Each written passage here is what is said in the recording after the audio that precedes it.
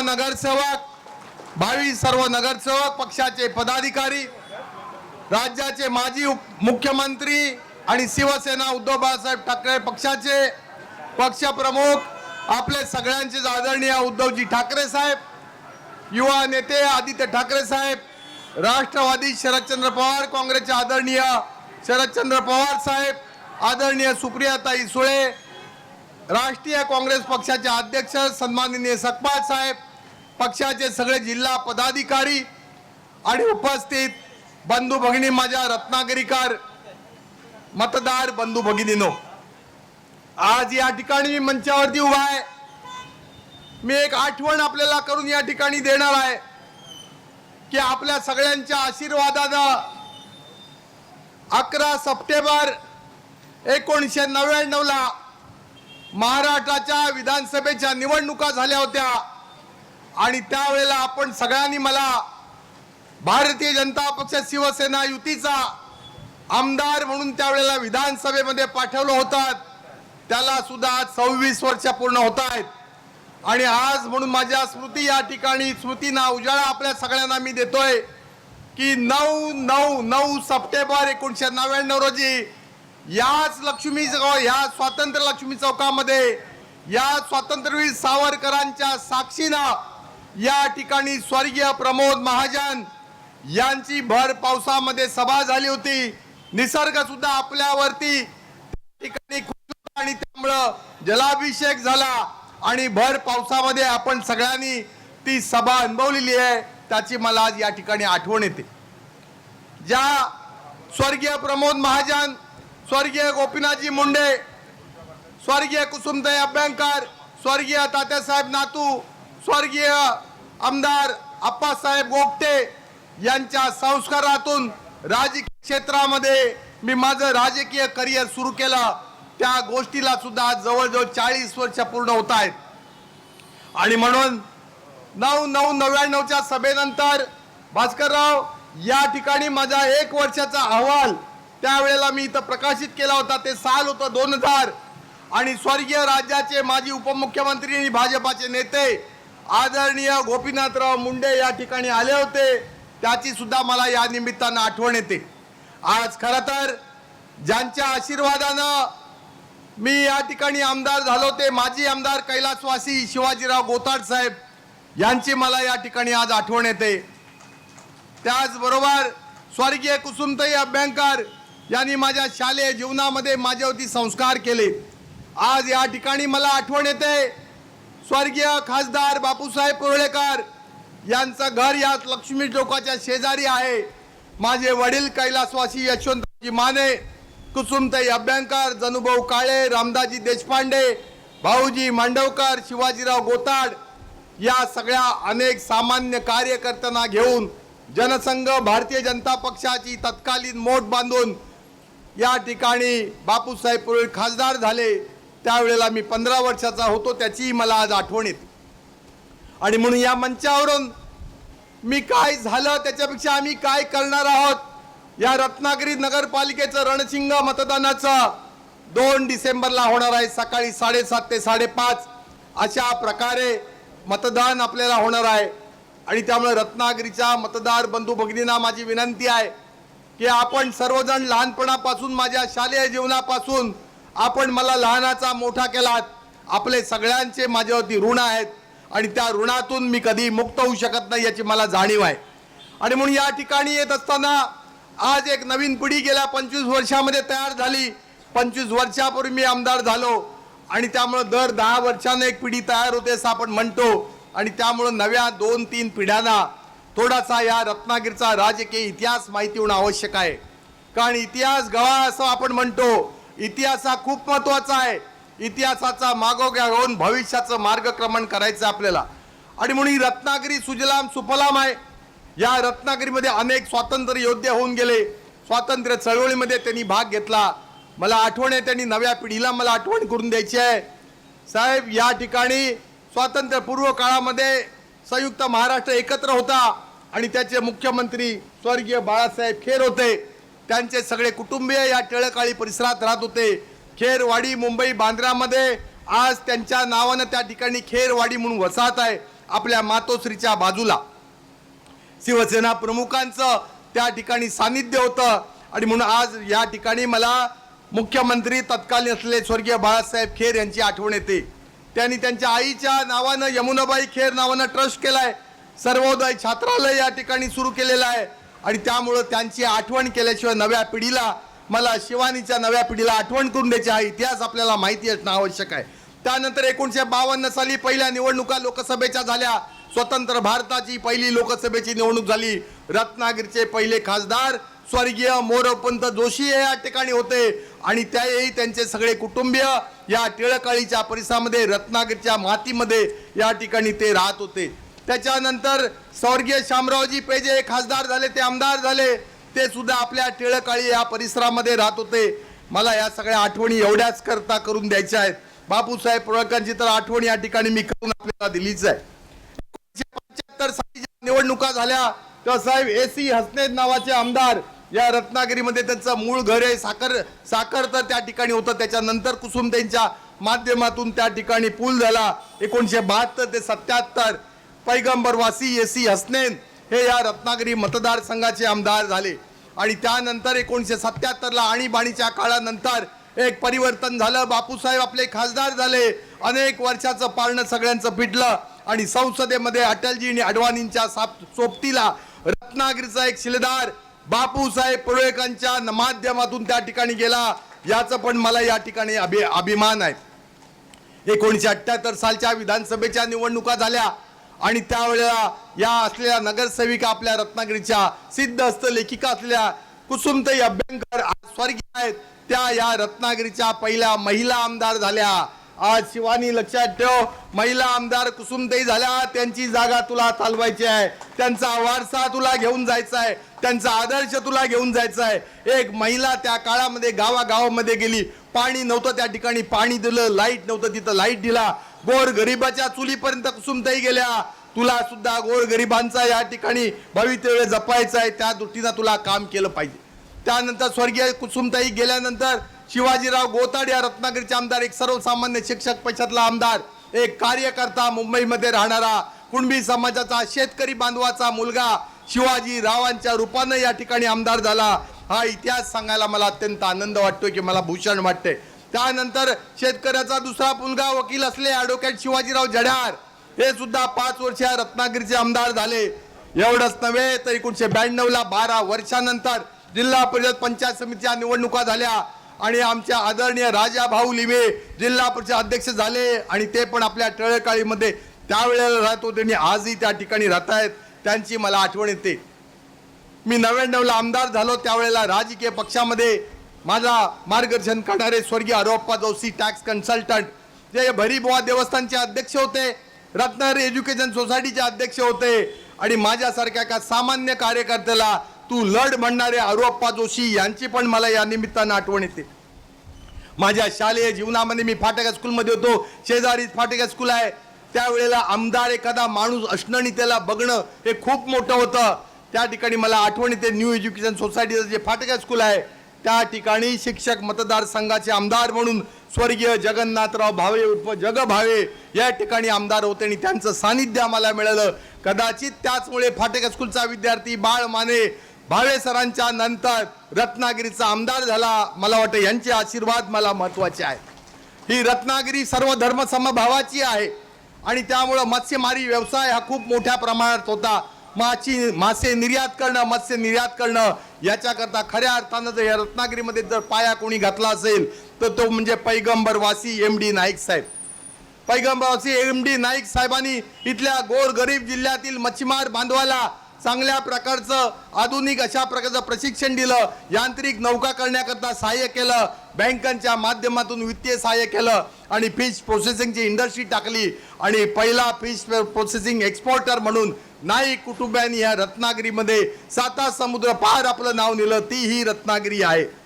मला आठवण येते, शिवशाहीचं सरकार आलं 1995-96 ला, स्वर्गीय हिंदू सम्राट बाळासाहेब ठाकरे साहेबांच्या आशीर्वादानं शिवशाहीचं सरकार अवतरलं, मनोहर जोशी साहेब मुख्यमंत्री झाले, या ठिकाणी शिवाजीराव गोताड आमदार झाले आणि मला खऱ्या अर्थानं कार्यसम्राट हा शब्द पहिल्यांदा कळला असेल तो स्वर्गीय उमेशजी शेट्टे या नगराचे नगराध्यक्ष झाले, रवींद्र माने या ठिकाणी पालकमंत्री झाले आणि त्या ठिकाणी मला वाटतं एक जिल्हाधिकारी होते टी चंद्रशेखर. त्यांच्या माध्यमातून या शहराला खऱ्या अर्थानं चेहरामोहरा बदलण्याला सुरुवात झाली. आज टी चंद्रशेखर हे निवृत्त झाले, ते त्यांच्या आंध्र प्रदेशमधल्या गावी राहतात, परंतु ही रत्नागिरी खऱ्या अर्थानं जिल्हा अधिकारी टी चंद्रशेखर आणि आमचे उमेशजी शेट्टे यांच्या माध्यमातून त्या ठिकाणी त्यावेळेला विकासाला सुरुवात झाली. या ठिकाणी सदुभाऊ पाटणकरांची मला आठवण येते, सातत्यानं आमच्या पाठीमागे होते. मला कैलासवासी भालचंद्र उर्फ भाल्या भोंगले यांची पण आठवण येते. या समोरची ही जी व्यायामशाळा होती, आता काय आहे त्याचा अवतार मला बघायला पाहिजे 3 तारखेनंतर. पण त्यावेळेला सदुभाऊ पाटणकर, भालचंद्र भोंगले, त्यांचे सगळे सहकारी, भाई विलणकर, कितीतरी जणांची नावं सांगता येतील. आज हे मला सांगत असताना या रत्नागिरीचे जे नगराध्यक्ष होऊन गेले त्यांची सुद्धा आठवण काढणं आवश्यक आहे. शिवानी, तुला त्यांच्या पावलावर पाऊल ठेवून त्यांच्या विचारांना तुला काम करायचं आहे. आणि म्हणून मला कैलासवासी रवींद्र उर्फ भाऊ सुर्वे, आम्ही ज्यांना भाऊ सुर्वे म्हणायचे, रवींद्र सुर्वे, हे त्यावेळेला किल्ला परिषद निवडून 1985 साली ते त्या ठिकाणी नगराध्यक्ष झाले. त्यांच्यापूर्वी खऱ्या अर्थानं 10 वर्षाचा कार्यकाळ जर कोणी उपभोगला किंवा खऱ्या अर्थानं जर विकास केला असेल ते स्वर्गीय यशवंतराव मानेंचे जीवाच्या कंठस्थ मित्र जगन्नाथ शंकर केळकर, जे या रत्नागिरीचे 10 वर्ष नगराध्यक्ष होते. छत्रपती शिवाजी स्टेडियम असेल, तिथला छत्रपती शिवरायांचा पुतळा असेल, इथला सावरकरांचा पुतळा असेल, महामानव डॉक्टर बाबासाहेब आंबेडकर पुतळा असेल, मंडई असेल, अनेक विकासाचा कामं स्वर्गीय या ठिकाणी जयश्याम केळकर साहेबांनी केली. त्यामुळे या लोकांची आठवण काढणं, अक्रू शिंदे साहेब नगराध्यक्ष होते, त्यांची आठवण काढणं गरजेचे आहे. पलटवण्यामध्ये ते राहायचे. त्याचबरोबर आनंद शेठ जाधव असलेला कार्यकर्ता कलेक्टर ऑफिसच्या समोर आसगावकर कंपाऊंडमध्ये ते राहायचे, कुणालाही त्या ठिकाणी भेटायचे. आणि म्हणून अशा कितीतरी मंडळींची आज नावं घेतातील वेळ थोडा कमी आहे. रत्नागिरीच्या आरोग्य क्षेत्रामध्ये मला आठवण करणं आवश्यक आहे. स्वस्तिक हॉस्पिटलचे आमचे तिथले ज्यांनी सुरुवात केली ते डॉक्टर आता रमेश केशव चव्हाण यांचे वडील कैलासवासी केशवराव चव्हाण, केशवराव धोंडबराव चव्हाण आणि त्यांच्या सरस्वतीबाई चव्हाण यांनी या रत्नागिरीमध्ये सुसज्ज अशा प्रकारचं स्वस्तिक हॉस्पिटल तयार केलं. शिक्षणाचा पाया रचला. महिलांची मुलींची पहिली शाळा तयार केली. त्या महिला विद्यालयाच्या स्वर्गीय मालतीबाई जोशी, गोगटे कॉलेजचे रत्नागिरी एज्युकेशन सोसायटीचे संस्थापक बाबूराव जोशी यांची मला आज या निमित्तानं आठवण येते.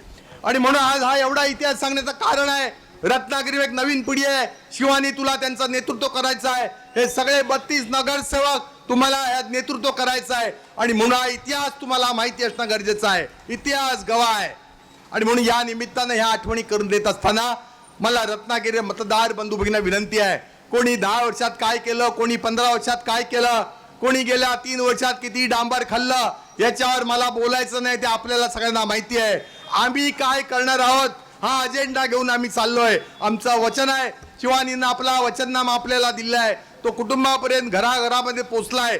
या माध्यमात आम्ही तुम्हाला वचन देतो, चांगल्या प्रकारचं सुसज्ज हॉस्पिटल सुपर स्पेशालिटी आम्ही करणार आहोत.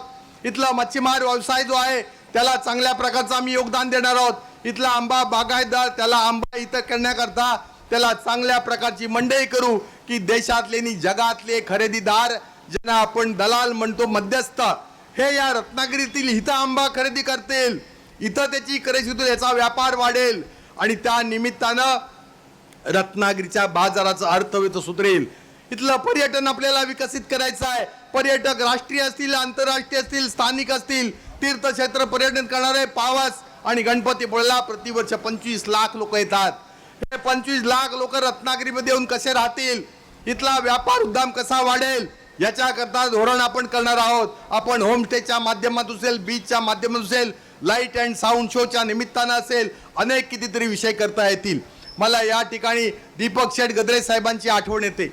आज नाईक कंपनी जशी होती तसं गद्रे कंपनीनं जगाच्या 7 समुद्रापार या ठिकाणी चांगल्या पद्धतीनं हा मासेमारीचा व्यवसाय उभा केलाय. दीपक शेठ गद्रेंचे वडील मला वाटतं कैलासवासी पांडुरंग गद्रे आणि त्यांच्या आई यांची मेहनत मी बघली, यांचा त्याग बघितलाय. जातीपातीच्या पलीकडे जाऊन त्यांनी ह्या मच्छीमार व्यवसायाला ऊर्जितावस्था आणली, नवं संशोधन केलं, जपानपासून जगातल्या देशामध्ये गेले. आणि त्यामुळं माझ्या मनामध्ये एक स्वप्न असं आहे, स्वर्गीय दीपक शेठ साहेबांचे जे वडील आहेत यांच्या नावानं एक आंतरराष्ट्रीय दर्जाचं मत्स्यालय, ॲक्वेरियम आम्ही या रत्नागिरीमध्ये करणार. रत्नागिरीमधला येणारा पर्यटक त्या ठिकाणी असणार. पैगंबर वसी MD नाईक साहेबांच्या माध्यमातून मत्स्य व्यवसाय प्रशिक्षण करणार, अशा कितीतरी गोष्टी आपल्याला सांगता येतील. वेळ कमी आहे आणि म्हणून बंधू आणि भगिनींनो, 25 वर्षामध्ये बदल झालाय. पावसातली अटणारी स्वर्गीय प्रमोद महाजनची सभा आणि आज फेसबुक लाईव्हच्या माध्यमातून तंत्रज्ञान विकसित झालंय. मी या देशाच्या पंतप्रधानांना धन्यवाद देईन, राज्याच्या मुख्यमंत्र्यांना धन्यवाद देईन. डिजिटल इंडियाच्या माध्यमातून आज आपण या सगळ्या देशाचा, महाराष्ट्राचा विकास करतोय. डबल इंजिनचं सरकार महाराष्ट्रात आणि केंद्रात आहे. इथं तुमचं आमचं कार्यकर्त्यांचं आपल्याला नेतृत्व करणारी मंडळी आपल्याला या नगरपालिकेत पाहिजेत. पक्षाच्या व्यतिरिक्त भिंती आपल्याला बाजूला ठेवायच्या आहेत. विकास म्हणजे विकास आपल्याला करायचा आहे आणि त्यासाठी मी आपल्या सगळ्यांना नम्रपणानं विनंती करतो. मी शपथ आपल्याला घेऊन सांगतो, जसं माझ्याबरोबर अजूनपर्यंत आपण प्रेम केलात, जय पराजय आम्ही पचवले, परंतु प्रत्येक वेळेला माझं मतदान वाढलं. 1999 पासून गेल्या 25 वर्षामध्ये या सगळ्या शहरापासून ग्रामीण भागामध्ये मला 25,000 मतदान वाढलंय. याचा अर्थ मी तुमचा ऋणी आहे. 1916 साली देवेंद्र फडणवीस या पाणी योजना आणली, त्या पाणी योजनेचा वाटोळं केलाय. 3 डिसेंबर पासून आपल्याला 24/7 पाणी पुढच्या 100 दिवसात कसं मिळेल, पुढच्या 100 दिवसात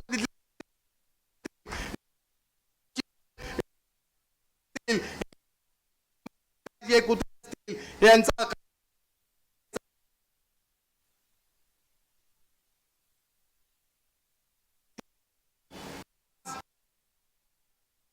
कुटुंबातली मुलगी, कदाचित नात्यानं योगायोगानं ती माझी सोबत असेल, ती स्वर्गीय आमदार अप्पासाहेब साळवींच्या मुलीची ती मुलगी असेल, त्यांची नात असेल, हा राजकीय वारसा झाला. तिच्या शिक्षण आहे, तिला आकडा विकासाची तिला सांगितलं माझे वडील त्या ठिकाणी हस्तक्षेप करायला, टेंडर घ्यायला येणार नाहीत.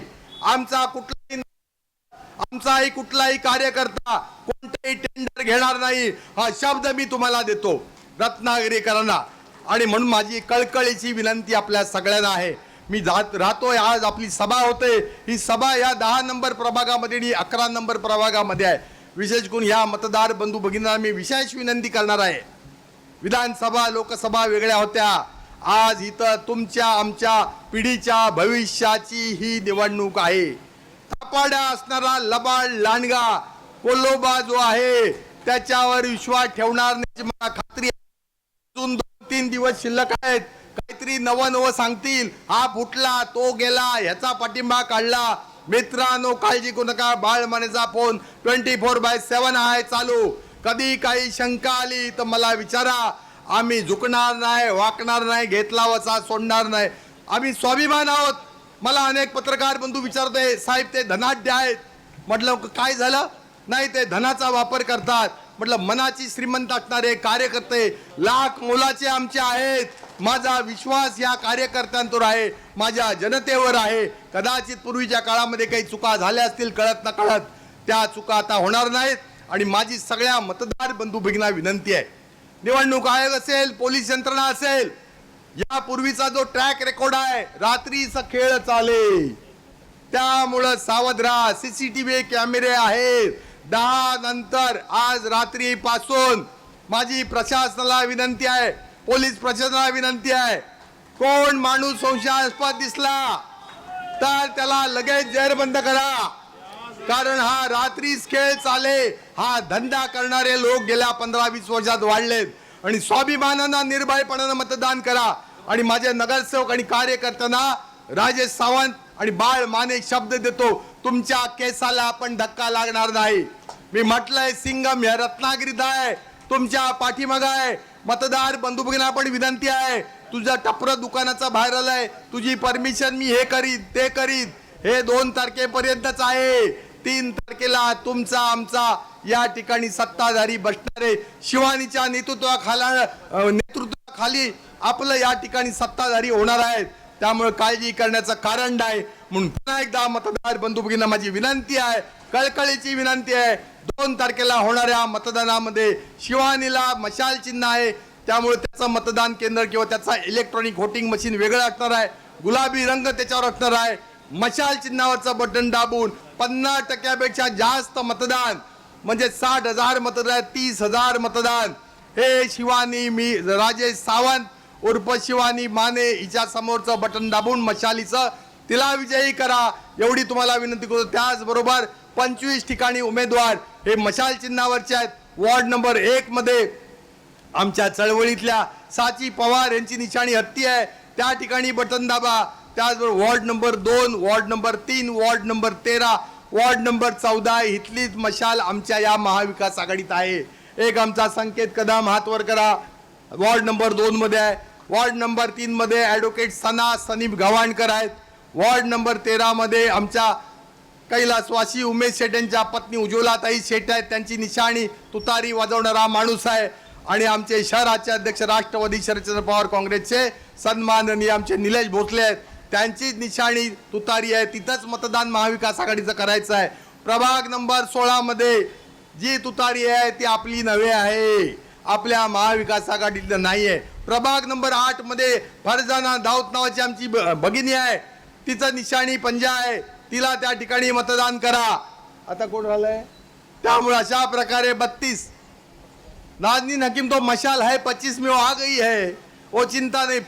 25 ठिकाणी मशाल, 1 ठिकाणी हत्ती, 4 ठिकाणी वॉर्ड क्रमांक 2, वॉर्ड क्रमांक 3, वॉर्ड क्रमांक 13, 14 मध्ये तुतारी वाढवणारा माणूस आणि वॉर्ड क्रमांक 8 मध्ये हात असलेली निशाणी फरजाना दाऊद हे आमचे महाविकास आघाडीचे सगळे उमेदवार आहेत।